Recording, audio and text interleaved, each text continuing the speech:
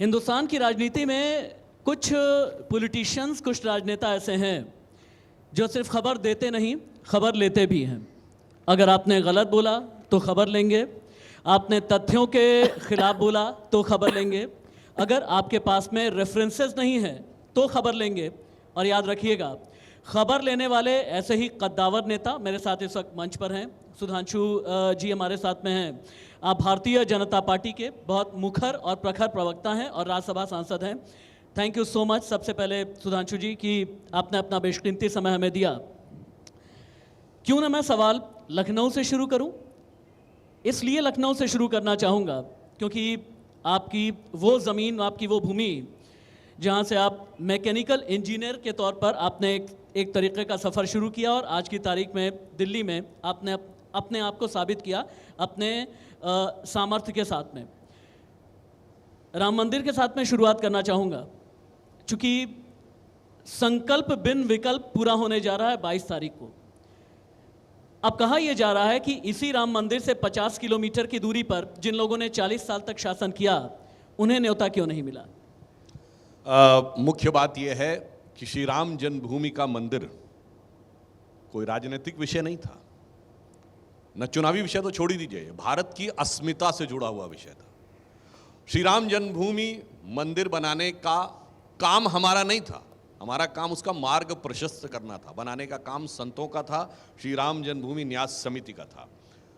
तो नेताओं को बुलाने की कोई आवश्यकता नहीं थी। सिर्फ पदेन जो लोग हैं, यानी माननीय प्रधानमंत्री जी, इसके बाद मुख्यमंत्री जी और राज्यपाल महोदया, इसके अतिरिक्त किसी को कोई इसमें तकनीकी आवश्यकता नहीं। वैसे तो मैं पूछना चाहता हूं, वो लोग चाह रहे हैं आना? कौन लोग? जिन्होंने, शायद आप में से बहुत से लोगों को ना पता हो कि 22-23 दिसंबर 1949 की रात में जब श्री राम लला प्रकट हुए और उसके बाद वहां उस समय के डिस्ट्रिक्ट मजिस्ट्रेट और कोर्ट की परमिशन से, क्योंकि जुडिशियल पावर होती थी डिस्ट्रिक्ट मजिस्ट्रेट को उस समय, ये 1949 दिसंबर है, संविधान लागू होने से पहले, इसलिए कई बार लोग कहते थे वो डीएम का ऑर्डर था। इसलिए वहाँ पूजा अर्चना प्रारंभ हुई तो जाके जो लोग पुराने आर्काइव्स में चेक कर लें, कांग्रेस के मुख्यमंत्री पंत जी थे, उन्होंने फ़ोन किया डीएम को कि मूर्तियाँ हटवा दो, डीएम ने मना कर दिया। तब नेहरू जी के कहने पर ऐसा माना जाता है, पर ये एक प्रूवन फैक्ट है कि पंत जी खुद गए और डीएम ने उनको फैजाबाद सर्किट हाउस में रोक दिया। बुजुर्गों के मुंह से मैंने सुना है, शायद वो लखनऊ का जो पुराना अखबार होता था ना, पाइनियर, उसकी अगर आप दिसंबर 49 का कोई आर्काइव्स निकालेंगे तो उसमें लिखा हुआ था chief minister under arrest. Chief minister under arrest क्यों था? संविधान लागू नहीं था तो सीएम की पावर्स तब तक डिफाइंड नहीं थी, डीएम की पावर्स डिफाइंड थी। और साहब उसके बाद शायद आपको ना पता हो, मुस्लिम पक्ष उसमें पक्षकार ही नहीं बनना चाहता था। यह बात के मोहम्मद ने भी लिखी है कि बड़ी स्ट्रांग फीलिंग थी मुस्लिम पक्ष में कि हमारे लिए इस स्थान का कोई खास महत्व नहीं है, हमें इस चक्कर में नहीं पड़ना। तब किसने उनको समझाया कि टाइटल सूट में 12 साल का समय होता है। अगर आपको किसी जमीनी विवाद में अपना दावा करना है, 12 साल तक आपने दावा नहीं किया तो आपका दावा खारिज हो जाता है। तो ये लोग जाके दिसंबर 1961 में बने, जाकर जब 11 दिन रह गए थे 12 साल पूरा होने, यही लेफ्टिस्टों ने और कांग्रेस के लोगों ने उनको समझाया कि आप जाकर, और बाकी क्या कहें, 76 में खंबे निकले तो उस समय के जो ज्वाइंट डायरेक्टर लीड कर रहे थे के मोहम्मद साहब, उन्होंने भी किताब में लिखा कम्युनिस्ट इतिहासकारों के दबाव में इंदिरा गांधी सरकार ने रुकवा दिया। अब और क्या कहें, 1990 में जिस समय गोलियां चली तो राजीव गांधी जी की कांग्रेस ने समर्थन देके मुलायम सिंह को बचा दिया। और फिर ये तो वो पार्टी है जिसके कि प्रधानमंत्री के रूप में श्री पीवी नरसिम्हा राव ने शायद 18 या 19 दिसंबर 1992 को कहा कि हम तथाकथित बाबरी मस्जिद दोबारा बनवाएंगे। और मुख्यमंत्री के रूप में मुलायम सिंह जी ने कहा। फिर इतना ही नहीं हुआ, 2007 आते आते तो भगवान राम काल्पनिक हो गए, हलफनामा दे दिया गया। और उतना ही नहीं हुआ, 2010-11 आते आते हिंदू आतंकवादी हो गया। मगर आप जानते क्या अंतर आया है? अंतर यह आया है कि ढांचा गिरने के बाद जो 93 का चुनाव हुआ था उसमें यूपी में भी सरकार नहीं बन पाए थे। सपा, बसपा और कांग्रेस आई, सारे मौसेरे भाइयों ने मिलकर सरकार बना ली थी। तो एक नारा लगा था, मिले मुलायम काशी राम, हवा में उड़ गए जय श्री राम। तो उस समय हमारी एक नेत्री ने कहा था कि नारा इसलिए लग रहा है कि आप अपनी एकता और शक्ति दिखाने में थोड़ी कमी रह गई है। जिस दिन पूरी एकता और शक्ति दिखाएंगे उस दिन वो दिन आएगा कि जो नारा लगाते हैं कि मिले मुलायम काशीराम, हवा में उड़ गए जय श्री राम, नारा ये हो जाएगा क्या मुलायम क्या काशीराम, सारे बोलेंगे जय श्री राम। और आज देखिए बोलने लगे, आज कह रहे हैं मुझे भी बुलाओ। आपने एक बात बोली है कि उस जमाने में मौसेरे भाई मिल गए थे। हालांकि मैं एक और बात यहाँ पर कहना चाहूँगा, कुछ और लोग भी मिल रहे हैं। अब किस किस्म के भाई हैं ये तो जनता को फैसला करने देते हैं। कुछ और लोग भी मिल रहे हैं, हालांकि कभी मिलते हैं कभी नहीं मिलते हैं, कभी कहीं का ईंट कहीं का रोड़ा, भानुमती ने कुनबा जोड़ा किस्म का कुछ नज़र आता है। लेकिन ये जब मिलते हैं तो ये सनातन का, इनमें से कई नेता ऐसे हैं जो सनातन का अपमान करते हैं। दक्षिण भारत में भी ऐसे नेता हैं जो लखनऊ में भी बैठ कर के अपमान करते हैं, ऐसे हैं जो बिहार में भी बैठ कर के अपमान करते हैं। शायद मुझे नाम लेने की ज़रूरत नहीं है, हर कोई बहुत अच्छे से जानता है। मैंने शुरू में कहा आप एक ऐसे पॉलिटिशियन हैं जो खबर देते भी हैं खबर लेते भी हैं। सनातन के शत्रुओं की खबर कैसे लेंगे? देखिए, जो लोग बोल रहे हैं दक्षिण से लेकर उत्तर तक, चाहे बिहार वाले हों चाहे यूपी वाले हों, मेरे मन में जानते क्या है, उनके लिए सहानुभूति है। क्यों? वो एक ऐसे षड्यंत्र के टूल बन गए हैं, उन्हें स्वयं ही नहीं पता है। और ये बात मैं जिम्मेदारी से कहना चाहता हूं, मैं कई बार ये बात पहले कह चुका हूं, आप सब जाके चेक करिए। केजीबी का एक जासूस था यूरी बेजमेनेव, जो पत्रकार बनकर 1960 और 70 के दशक में भारत में रहता था। उसने बाकायदा कॉन्सेप्ट दिया है आइडियोलॉजिकल सबवर्जन, यानी टारगेट दिया गया था कि भारतीय संस्कृति को नष्ट करना है, चूंकि अगर 50 से 60 साल में भारत को कम्युनिस्ट बनाना है तो उसके लिए क्या था उस आइडियोलॉजिकल सबवर्जन में? फर्स्ट स्टेज था स्टेज ऑफ डीमोरलाइजेशन। एक इश्यूज क्रिएट करने हैं, फेक इश्यूज, या किसी भी चीज को एक पॉइंट को पकड़कर समाज में डिमोरलाइजेशन हो। टूलकिट किसके पास है? नहीं, मैं उसमें आगे जो बात कह रहा हूं, उसने कहा कि हम बहुत से लोगों को विदेश ले जाते थे, उसमें बड़े बड़े, मैं किसी का असम्मान नहीं कर रहा हूं जो उस दौर में उन लोगों के प्रोग्राम में गए, पर उसने कहा कि हम उसमें बड़े बड़े साहित्यकार, कलाकार, पत्रकार, इतिहासकार सब होते थे, नेता भी होते थे। उन्हें लगता था कि वो अपनी योग्यता से जा रहे हैं। उसका वर्ड है, हम केवल यह ऑब्जर्व करते थे कि इसमें हमारे लिए यूजफुल कौन हो सकता है। तो उसने वर्ड यूज किया है कि they were considering themselves as stalwarts but in our eyes they were the useful idiots. अब ये यूरी बेजमेनेव का शब्द है उन लोगों के लिए, और उसी विरासत, उसी मानसिकता से आज तक वो निकल नहीं पा रहे हैं। ये बड़ी चुनौती है। मैं सुधांशु जी, चूँकि सनातन का मसला आया है, गौमूत्र एक ऐसा शब्द है, गाय और गाय से जुड़ी हुई परंपराएं आपकी पार्टी के साथ जोड़ दी जाती हैं। आपकी पार्टी गौमूत्र प्रदेश में ही जीतती है, आपकी पार्टी का संबंध गौमूत्र प्रदेश से ही है, एक सांसद सदन के भीतर कहते हैं। क्या ये जो गाय और गाय से जुड़ी हुई चीज़ें आपसे जोड़ी जाती हैं, यानी कि वहाँ यहाँ जो लोग रहते हैं और जिस तरह के मानस में रहता है समाज है, उस पर एक टिप्पणी है और तीखी टिप्पणी है, इसको आपने कैसे लिया है? देखिए, पहली बात तो गाय हमसे नहीं जोड़ी जाती है। महात्मा गांधी नहीं गाय को पूज्य मानते थे। बस ये है कि वो गांधी से संबंध तोड़ लिया उन्होंने और गांधी ने इस देश को समझा था, हमने उस समझ से संबंध जोड़ लिया है। तो जो टूट गया वो फूट गया, तो उधर चले गए। अब यहाँ पे एक बात मैं और कहना चाहूँ, यहाँ विषय गाय नहीं है, यहाँ विषय भारतीय संस्कृति और हिंदू धर्म के हर प्रतिमान को नष्ट करना। और अगर टेक्निकल भी पॉइंट्स पे बात करें तो गोमूत्र का यूएस में पेटेंट है फॉर द मेडिसिनल पर्पस। मुझे उस पेटेंट का नंबर एग्जैक्ट ध्यान नहीं है, शायद 68907 या 196 है, 097 196, वो आप जाके चेक कर सकते हैं। 68 से शुरुआत है तो पता है, फॉर मेडिसिनल पर्पस। ठीक, सबसे ज़्यादा जो उर्वरक की क्षमता है उसमें आज ऑर्गेनिक फार्मिंग क्या है भाई? गाय के गोबर वाली फार्मिंग है ना, तो फिर गाय के गोबर का ये यूज़ है। अब बताइए, A2 मिल्क मिलता है गाय से, उसमें क्या है? सबसे बेहतर गुड कोलेस्ट्रॉल है। मतलब ये तो साइंटिफिकली प्रूवन है ना, इसमें कोई किंतु परंतु की तो स्कोप नहीं है।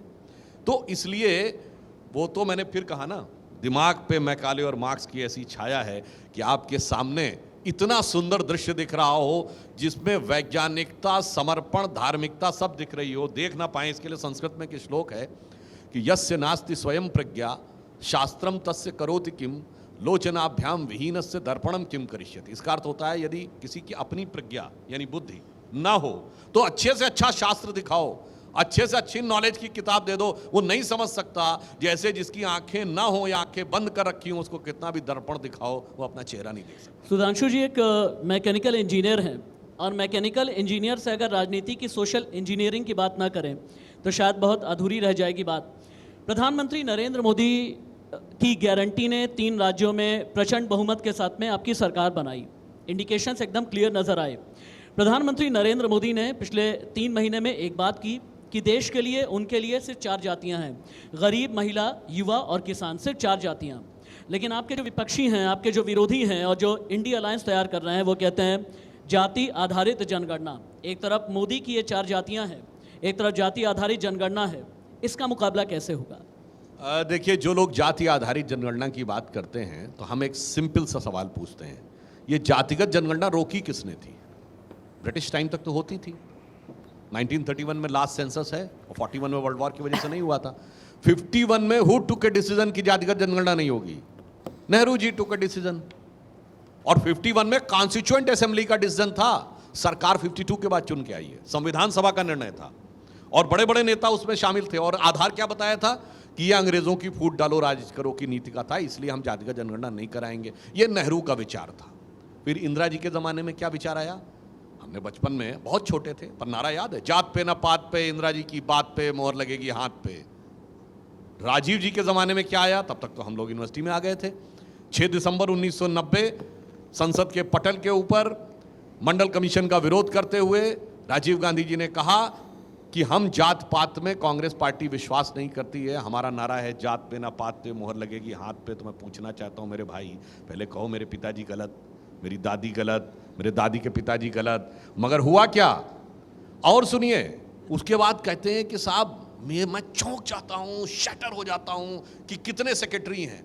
अरे भाई, secretary government of India IAS बनने के बाद एक निश्चित प्रोसेस से प्रमोट होते हुए बनता है। ये कांग्रेस का अध्यक्ष पद नहीं है कि पैदा होते ही वो अध्यक्ष हो जाता है। इसलिए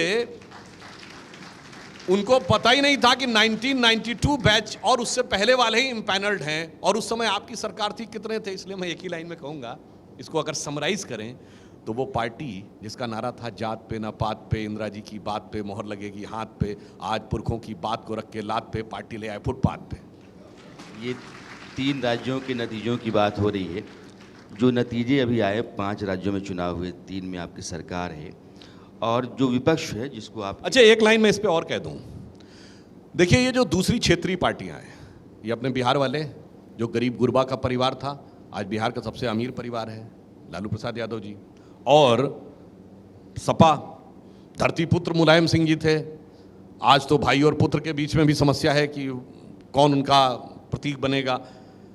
इनसे पूछिए, ये जाति की बात करते हैं, बाकी जातियां तो छोड़िए, जब सत्ता देने की बात आई तो अपनी जाति में भी कोई योग्य व्यक्ति नजर नहीं आता है।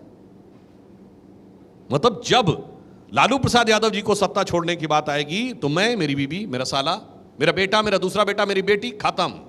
जिस तरीके से आप अपनी बात रख रहे हैं, यही सवाल बन करके आपकी तरफ आता है कि आप भी जब मुख्यमंत्री उप मुख्यमंत्री तय करते हैं तो उसी जाति को आप नजर में रखते हैं। आपने बहुत अच्छी बात कही।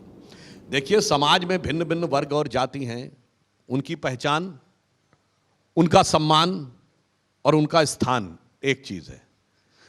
इन लोगों को सम्मान और उससे मतलब नहीं है, सम्मान स्थान से मतलब नहीं, इनको चाहिए जातियों में घमासान। ये अंतर है। जो घमासान चाहते हैं वो है जातिवाद, एक जाति से दूसरी जाति को लड़ाओ। हम किसमें विश्वास करते हैं? सभी वर्गों का सम्मान, सभी वर्गों को स्थान। ये मोदी जी की सोच है, उनकी है। इस वर्ग को उससे लड़ाओ, फिर थोड़ा सा हिस्सा पाकर सत्ता में थोड़ा हिस्सा पाओ और फिर सारे परिवार में सारी संपत्ति ले आओ। 3 जो आपकी पार्टी के बड़े मसले थे, उसमें एक राम मंदिर भी था। तो आप पहले कहते थे कि मंदिर वहीं बनाएंगे, तारीख नहीं बताएंगे, आपने तारीख भी बता दी है। एक सवाल फिर आपकी तरफ आता है कि इस मंदिर को बनाने, इसके पूरे उल्लास उत्सव में आपने अपने आप को इस तरीके से रख दिया है कि बाकियों को आपने पूछा नहीं। जैसे उनका आरोप ये है कि मंदिर आपका ही है और इसका सारा श्रेय आप ही ले जाना चाहते हैं। इसका मैं उत्तर पहले दे चुका हूं, अभी आपके आने से पहले, मगर फिर भी मैं कहना चाहूँगा, आज जब राम मंदिर शुरू हुआ विषय, तो हमारे कितने सांसद थे? 2, और इनके कितने थे? 414, 400 से ऊपर थे। उत्तर प्रदेश की विधानसभा में हमारे 17 या 18 एमएलए थे, इनके थे 280 या 290। आज हम 2 से 303 पे, वो पहले 44 फिर 52 पे, और उत्तर प्रदेश की विधानसभा में हम 325 के बाद 255 पर, वो एक रामचरितमानस की चौपाई है, राम विमुख असहाल तुम्हारा, रहा न को कुल तारन हारा, वो स्थिति दिखती है। उन्हीं के लिए एक और सवाल है। प्रधानमंत्री नरेंद्र मोदी ने कुछ दिन पहले ही संसद के अंदर किसी को लेकर के कहा कि एक हैं जिनकी बार बार लॉन्चिंग की जाती है लेकिन लॉन्चिंग फेल हो जाती है। पॉलिटिकल रिवाइवल का लॉन्च पैड उन्हें कब मिलेगा, कब बेहतर मिलेगा, अभी तक पता नहीं।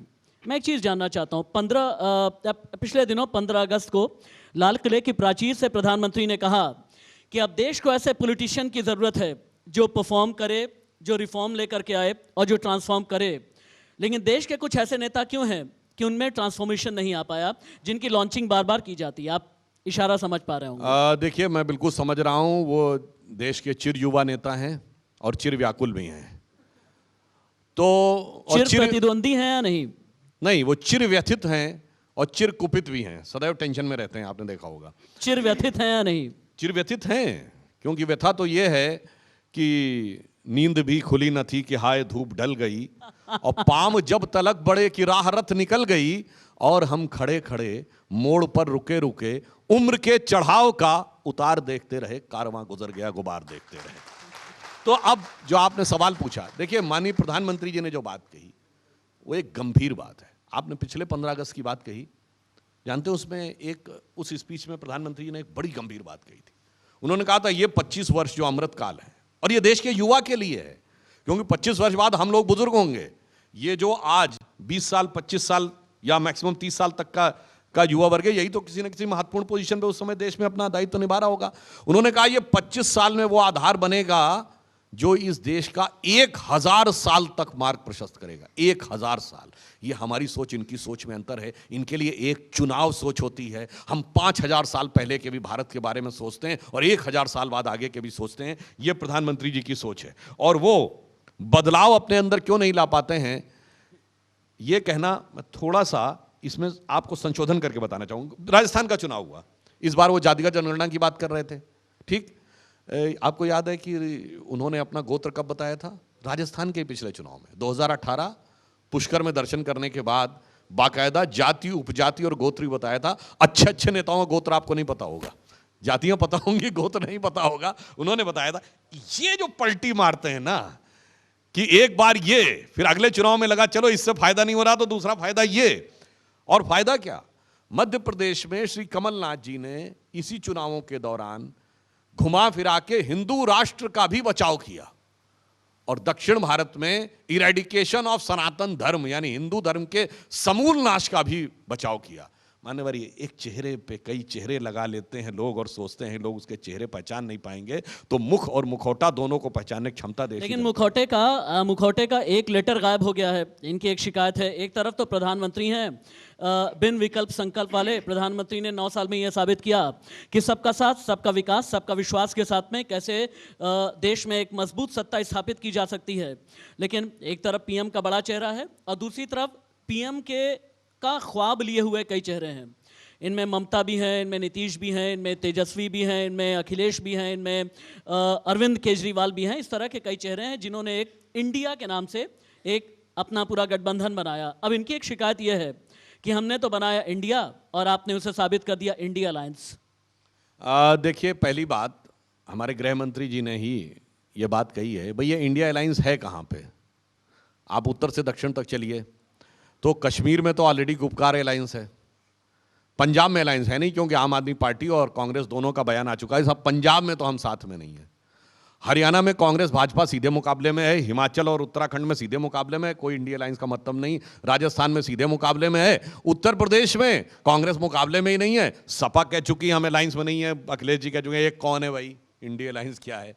मध्य प्रदेश में तो चालू पार्टी और चिरकुट पार्टी तक एक दूसरे को बोल चुके हैं, तो क्या अलायंस की स्थिति आपको पता है। महाराष्ट्र में महाविकास अघाड़ी पहले से ही था, तेलंगाना में है नहीं, आंध्रा में है नहीं, तमिलनाडु में डीएमके के साथ पहले ही अलायंस था, और केरल में लड़ाई है लेफ्ट और कांग्रेस में, बंगाल में है नहीं, नॉर्थ ईस्ट में है नहीं, है कहां?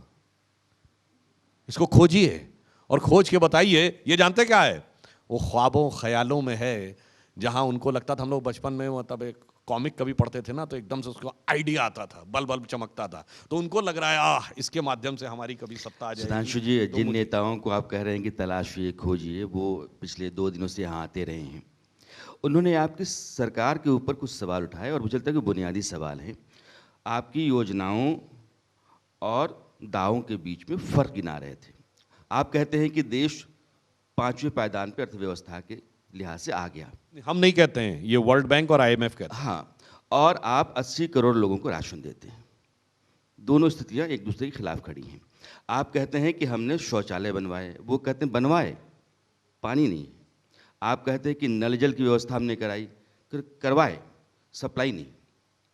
ये जो विरोधाभास है वो आपका विपक्ष आपके सामने बहुत स्पष्ट बता दें, 5th लार्जेस्ट इकोनॉमी हम बने हैं, ये हमारा आंकड़ा नहीं है, ये वर्ल्ड बैंक और आईएमएफ का आंकड़ा है, जिस आईएमएफ में डॉक्टर मनमोहन सिंह काम कर चुके हैं। उनसे पहले पूछ लीजिए कि वो मनमोहन सिंह को सही मानते हैं या गलत मानते हैं, क्योंकि यहाँ तो अब हो गया ना, अरे मनमोहन सिंह छोड़िए, उन्होंने नेहरू गलत सिद्ध करने में लग गए, इंदिरा गांधी गलत सिद्ध करने में लग गए, मोदी जी के प्रति विरोध में किसी को भी गलत साबित करने में लग जाए। अब आइए, जो आपने विकास के मामले में इतना आगे है, इतना ऊपर है, तो फिर इतने गरीब लोग क्यों हैं 80 करोड़?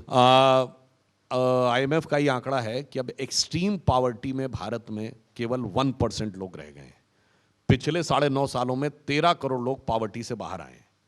अब यहां पर मैं ये भी बात कहना चाहता हूं, उन्होंने अगर ये कहा, मैं नहीं कह रहा हूं अभी बहुत कुछ करना बाकी है गरीबों के लिए, परंतु ये भी सच है आज 50 करोड़ जनधन अकाउंट हैं या नहीं, और ऐसा नहीं खाली पड़े, 2 लाख करोड़ रुपया उसके अंदर है। 44 करोड़ लोगों ने मुद्रा योजना में लोन लिया है, और वो लोग खुद डाटा देते हैं हमारे विरोधी, वो तो एवरेज 76,000 78,000 है। अरे भाई 76,000 78,000 या 1 लाख आपको छोटा लगता होगा, जिसको ठेला चलाना है, जिसको गुमटी लगानी है, उसको अगर 1 लाख रुपए विदाउट गारंटी दिए मिल जाए, मतलब विदाउट कोलेट्रल दिए, तो उसका जीवन सुधर जाता है। 80 करोड़ की बात मैं बताता हूं। देखिए 80 करोड़ की शुरुआत क्या हुई, कोरोना काल में। कारण यह था कि ये लोग, अब कहना नहीं चाहिए कितने बुद्धिमान है, कह रहे थे पैसा दे दीजिए। भाई साहब, कोरोना काल में स्थिति ये थी कि अगर आप पैसा लेके अपने गली मोहल्ले या गांव या कॉलोनी के दुकानदार के पास जाते, तो सारी कॉलोनी को देने लायक उसके पास था स्टॉक में नहीं, सप्लाई लाइंस खत्म हो गई थी, सप्लाई लाइंस क्रिपल्ड हो गई थी, तो इसलिए सीधे अनाज पहुंचाने की व्यवस्था कराई गई, और इसीलिए ताकि उस गरीब वर्ग को जीवन की मूलभूत आवश्यकता मिल सके। और दूसरी बात बताता हूं, अगर कुछ भी अच्छा नहीं हुआ है, तो जो कंज्यूमर्स एसोसिएशन का डाटा है कि इस दीपावली के सीजन में, दीपावली प्लस छठ मिला के 4 लाख करोड़ की खरीदारी हुई है, जिसमें छोटी मोटी चीजों से लेके बर्तन, कपड़े, टीवी, फ्रिज, गाड़ियां, सारी मिलाकर।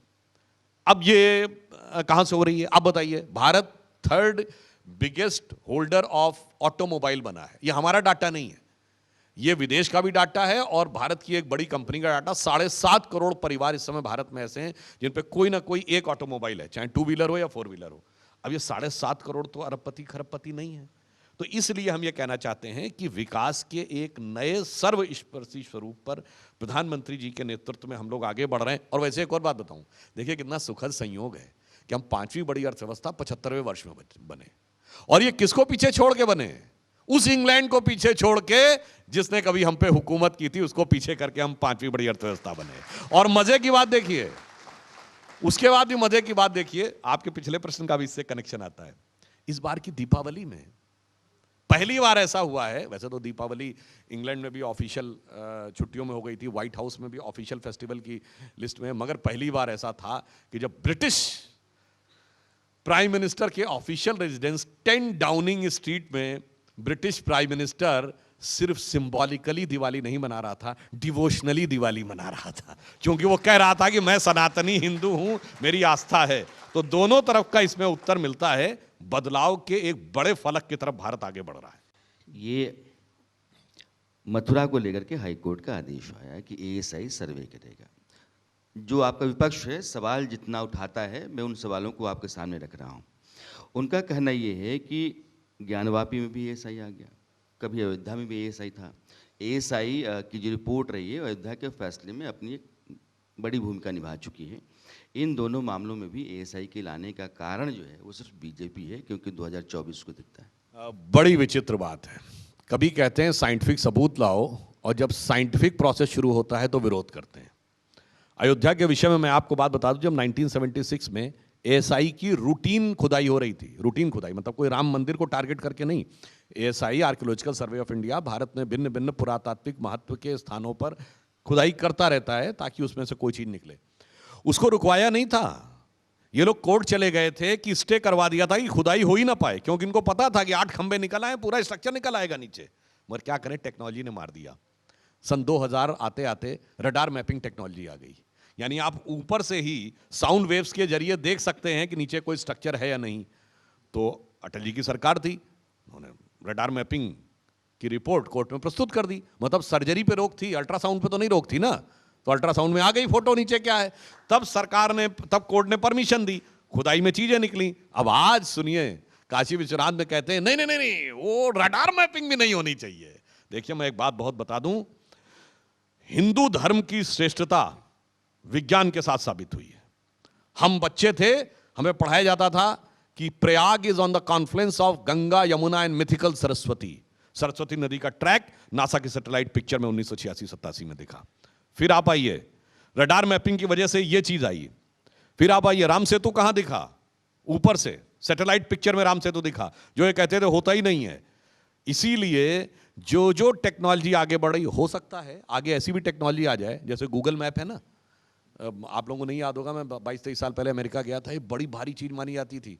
इसका कॉस्ट होता था $4000 के आसपास, कि वो एक पूरा सिस्टम आता था जो गाड़ी में फिट होता था। अब सबके हाथ में है, इट बिकम सो इजी। हो सकता है ऐसी कोई आ जाए, ऊपर ही से मैपिंग हो जाएगी, ये बताने की जरूरत ही नहीं पड़ेगी कि कोर्ट से परमिशन लो। जैसे पहले होता था ना कि इस जगह जाना है तो इससे परमिशन लो, वो रास्ता क्या, आप तो गूगल में देख लो भाई कहाँ रास्ता जा रहा है। इसलिए मैं कह रहा हूं, जो जो विज्ञान आगे बढ़ रहा है, जो अज्ञान का पर्दा डाल रखा था, वो धीरे धीरे हट रहा है।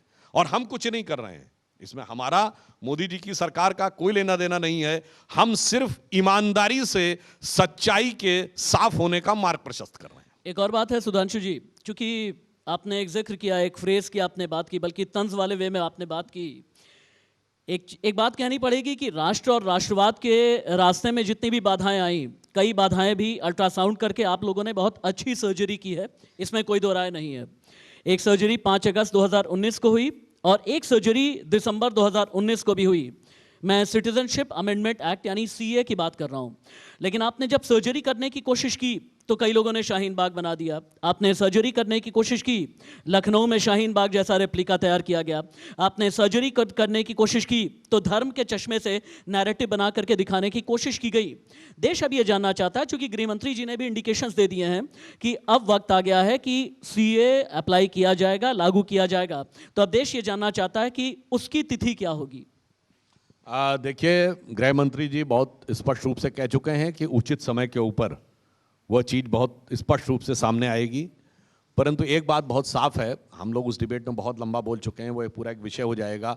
जो कुछ डॉक्टर मनमोहन सिंह ने एज राज्यसभा एमपी 2003 में तत्कालीन गृह मंत्री अडवाणी जी को लिख के भेजा था, हूबहू वही है।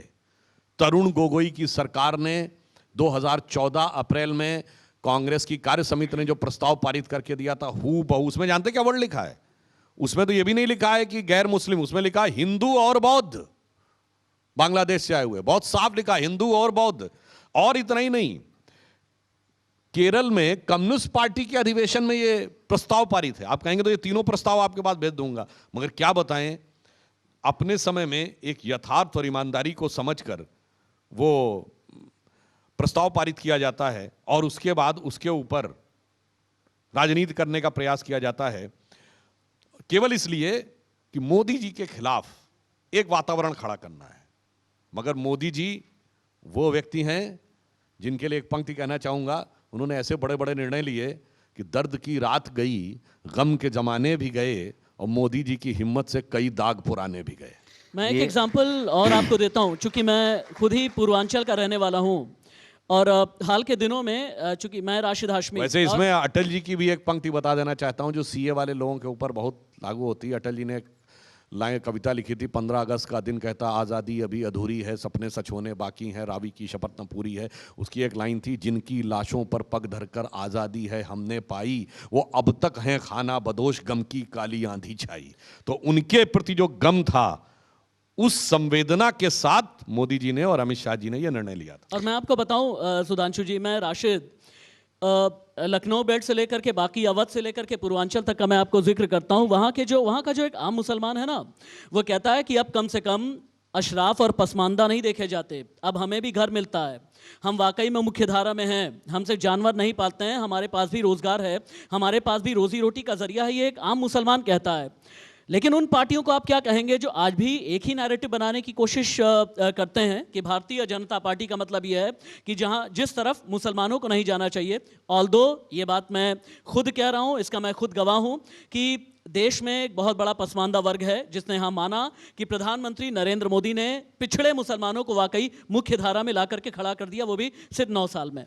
देखिए, प्रधानमंत्री श्री नरेंद्र मोदी जी ने बिल्कुल ईमानदारी से, पूर्ण निष्ठा के साथ सबका साथ सबका विकास की बात कही।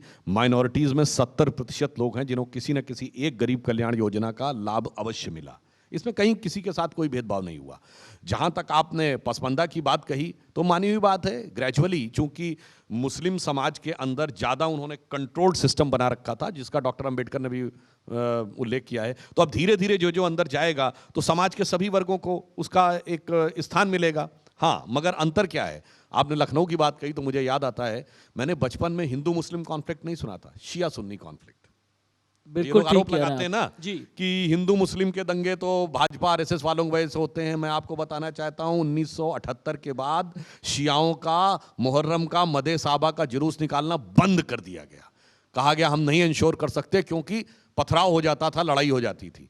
जब हमारी सरकार आई 22 साल के बाद 1998 में शियाओं का मदे साहबा का जुलूस निकलता था, यानी शिया और सुन्नी दोनों शांतिपूर्वक अपना पर्व मनाते थे। अभी आपने देखा धारा 370 हटने के बाद पहली बार कश्मीर में मुहर्रम का जुलूस शिया सामान्य रूप से शांतिपूर्ण ढंग से निकालने में सफल हुए। तो भाई हिंदू मुस्लिम नहीं, ये बताइए शिया सुन्नी दंगा भी हमारी करवाते थे का? तो कहना क्या चाहते हो मेरे भाई? हम ये कहना चाहते हैं कि हिंदू मुस्लिम हो या शिया सुन्नी हो, सबके बीच में सामंजस्य सिर्फ और सिर्फ भारतीय जनता पार्टी के नेतृत्व में ही रह सकता है। और जो लोग मोदी जी पे आरोप लगाते हैं तो उनके लिए कहना चाहूंगा, आपने बहुत सही बात कही। आपने जो आखिरी सेंटेंस का उसमें क्रक्स है। लंबे समय तक मुसलमानों को समझाया गया, जानते हैं किसमें फंसाया गया? एक फांस में। जैसे टू टियर फांस होती है ना, एक थी मोहब्बत की, एक थी अदावत की।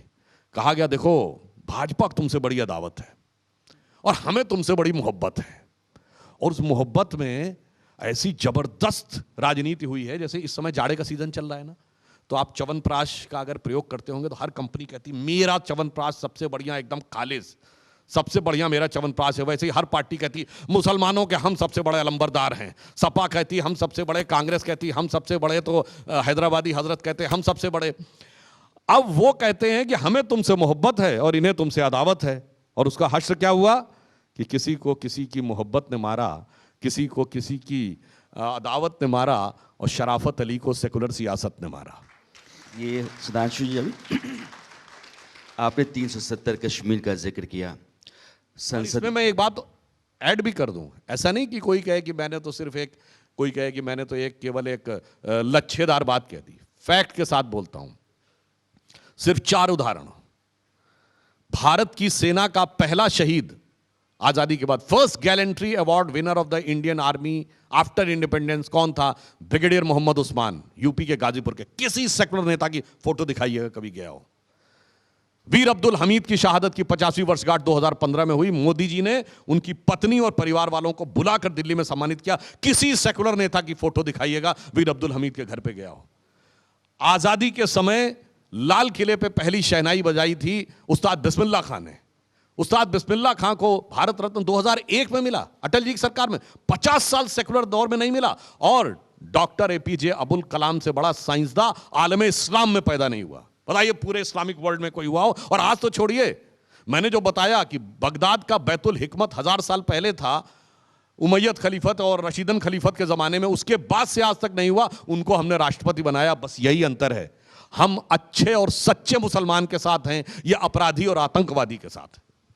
मैं 370 कश्मीर का जिक्र, चूंकि आपने कहा तो वहाँ आता हूँ। संसद में उसका लंबा चौड़ा उल्लेख हुआ। सुप्रीम कोर्ट ने आपकी सरकार के फैसले पर मुहर लगा दी, लेकिन कश्मीर के जो दल हैं, खास करके मैं फारूक साहब और मुफ्ती परिवार से कह रहा हूँ, आज भी वो कहते हैं कि भले ही आपने 370 हटा लिया, भले ही आप कहते हैं कश्मीर में हालात बदल रहे हैं, भले ही 2024 के लिए कश्मीर को आप एक मुद्दा बना करके लोगों के बीच जाएंगे, लेकिन कश्मीर में हालात बदले नहीं। कश्मीर में हालात नहीं बदले इसलिए पहले 14 लाख लोग आते थे, पिछले साल 2 करोड़ लोग आए हैं। कश्मीर में हालात नहीं बदले इसलिए 66,000 करोड़ रुपए का इन्वेस्टमेंट हुआ है। कश्मीर वो था जहां पर कि आईएसआई और पाकिस्तान के झंडे दिखाई पड़ते थे, वहां डल लेक पे तिरंगे झंडे की कतारें दिखने लगी हैं। कश्मीर वो था जहां पर कहते थे तिरंगे को कोई कंधा देने वाला नहीं मिलेगा, वहां G20 में भारती ने 20-20 देशों के झंडे लहरा गए। और उसके बाद जानते क्यों हैं वो? इस सदमे में हैं जो गृह मंत्री जी ने कहा 3 परिवार रूल करते थे, बस सब कुछ 3 परिवारों के हाथ में था। आज कश्मीर के जन जन के हाथ में विकास की किरण पहुंच रही है। पहली बार हमने SC और ST को भी आरक्षण दिया है, OBC की भी वहां आरक्षण का मार्ग प्रशस्त हुआ है, विकास की नई चीजें हुई हैं। हाँ, उन लोगों के लिए जिनके लिए कश्मीर सिर्फ एक जागीर थी, वो जागीर उनके हाथ से निकल गई है। इसलिए मतलब जिसे वो पुराना गीत था ना, टूटे हुए ख्वाबों ने ये हमको सिखाया है, क्या दिल की तमन्ना थी क्या सामने आया है, तो उनके दिल के दर्द से मैं पूरी तरीके से वाकिफ हूँ। भारतीय जनता पार्टी एक ऐसी अनुशासित पार्टी और संगठन की मजबूती की वजह से आज की तारीख में 12 राज्यों में आपकी सीधी सत्ता है, 17 राज्यों में आपकी गठबंधन की सरकार है। और चूंकि ज़मीन पर रह करके काम किया गया और कार्यकर्ताओं को आगे बढ़ाया गया। लेकिन देश एक और चीज़ जानना चाहता है सुधांशु जी, देश आपके ज़रिए ये जानना चाहता है कि प्रधानमंत्री नरेंद्र मोदी का विजन यह है second line of leadership, future line of leadership भी तैयार होनी चाहिए राज्यों में। ये फैसला हमने छत्तीसगढ़ में देखा, राजस्थान में देखा और MP में देखा। लेकिन देश एक चीज़ और भी जानना चाहता है कि शिवराज सिंह चौहान जैसे मजबूत नेताओं का, वसुंधरा जैसे कद्दावर नेताओं का, या फिर डॉक्टर रमन सिंह जैसे इतने जिनका राजनीतिक वजन इतना ज़बरदस्त है, इन नेताओं के लिए भविष्य क्या सोचा गया है भारतीय जनता पार्टी में? देखिए, भारतीय जनता पार्टी के पक्ष में निरंतर जनता का समर्थन इसलिए बढ़ रहा है कि प्रधानमंत्री श्री नरेंद्र मोदी जी के नेतृत्व में हमारी नीतियां, हमारी नीयत, प्रधानमंत्री जी की पॉलिसीज और उनकी नीयत और नेतृत्व तीनों में यकीन है। और मोदी जी ने आकर भारत की राजनीति में एक युगांतर स्थापित किया है। एपॉक कैसे? जब 2001 में वो पहली बार चीफ मिनिस्टर बने थे, तब भारत की राजनीति में एक स्थापित ट्रेंड था एंटी इनकम्बेंसी। एक बार जो सत्ता में रहेगा लोग उससे नाराज हो जाएंगे, अगली बार चुनाव हार जाएगा। उन्होंने अपनी पॉलिसीज और दक्षता के द्वारा लगातार 3 चुनाव जीते और एंटी इनकम्बेंसी को प्रो इनकम्बेंसी में कन्वर्ट किया। और आप देखिए मध्य प्रदेश में भी एक अपवाद स्वरूप एक इलेक्शन 2018 छोड़ दे, हम लगातार जीते। केंद्र में आकर भी पहली बार उन्होंने स्पष्ट बहुमत पाया और प्रो इनकम्बेंसी के द्वारा दोबारा आगे बढ़े। तो अगर देखें तो भारतीय राजनीति में जितना बड़ा युगांतर मोदी जी ने स्थापित किया, इतना कोई नेता आज तक स्थापित नहीं कर पाया, इतना बड़ा paradigm shift of Indian politics. अब जो आपने बात कही हमारे वरिष्ठ नेताओं के बारे में, देखिए शिवराज सिंह चौहान जी ने बहुत अच्छा काम किया, बहुत अच्छे तरीके से सरकार चलाई। वसुंधरा जी ने 20 साल तक बहुत अच्छा नेतृत्व किया, राजस्थान में अच्छी सरकार चलाई। समय समय पे रमन सिंह जी ने 15 साल लगातार बहुत अच्छा काम किया। समय समय पे दायित्वों का परिवर्तन संगठन में सहज और स्वाभाविक होता है, और एक समय के बाद अक्सर दूसरे कार्यकर्ता भी आते हैं और वरिष्ठ कार्यकर्ता जो हैं उनका भी, ऐसी बात नहीं है कि रमन सिंह जी या शिवराज सिंह चौहान जी या वसुंधरा जी की क्षमता का उपयोग नहीं होगा। वसुंधरा जी उपाध्यक्ष हैं हमारी इस समय भी, रमन सिंह जी भी हैं, तो उनका भी समुचित सदुपयोग करेंगी। तो एक ट्रांजिशन है, एक संक्रमण है, पर इसमें महत्वपूर्ण बात क्या है? हमारे किसी भी नेता ने किसी भी प्रकार का कोई बयान दिया है क्या? क्योंकि सब संगठन में दायित्वों के सहज परिवर्तन के अनुसार चलते हैं। वहां कांग्रेस की तरह नहीं है कि राजस्थान में याद है इकलौता ऐसा उदाहरण है कि जिसको राष्ट्रीय अध्यक्ष बनाने जा रहे थे वो बागी हो गया, अशोक गहलोत जी। सुधांशु जी, आपका विपक्ष कहता है कि आपकी पार्टी की जो सबसे बड़ी ताकत है वही आपकी सबसे बड़ी कमजोरी है। नरेंद्र मोदी महानायक हैं, बहुत बड़े नेता हैं, देश में उनका बड़ा उनकी इमेज है, भरोसा है लोगों का। नरेंद्र मोदी के बूते बीजेपी लगातार सत्ता में है, राज्यों में जीतती है। लेकिन नरेंद्र मोदी अगर हट जाते हैं तो बीजेपी के पास कुछ है नहीं। देखिए, ये कहानी बहुत पुरानी है। ऐसा ही डायलॉग हम लोग अटल जी के ज़माने में सुनते थे, पर ऐसा नहीं हुआ ना। प्रधानमंत्री श्री नरेंद्र मोदी जी और भाजपा को आप अलग कैसे देखते हैं?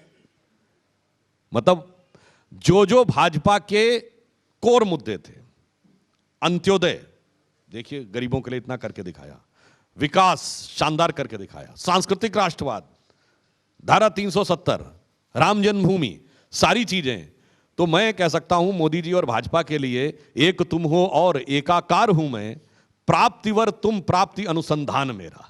मैं आपकी जो प्राप्ति है अभीष्ट उसी के अनुसंधान में मोदी जी लगे हुए हैं, और आप अलग करने का जो प्रयास करते हैं, तो मैं ये कहना चाहूंगा चिंता मत करिए। इस पार्टी ने, इस देश में 2 ही नेता ऐसे हुए हैं जो पीएम बनने से पहले हर सर्वे में आगे आते थे, अटल जी 40 साल तक और मोदी जी 2007 के बाद। अच्छा ये बताइए 2007 के बाद का कोई सर्वेक्षण बताइए जिसमें 50-55% मिनिमम और 75-76% मैक्सिमम लोगों ने मोदी जी को ना कहा हो।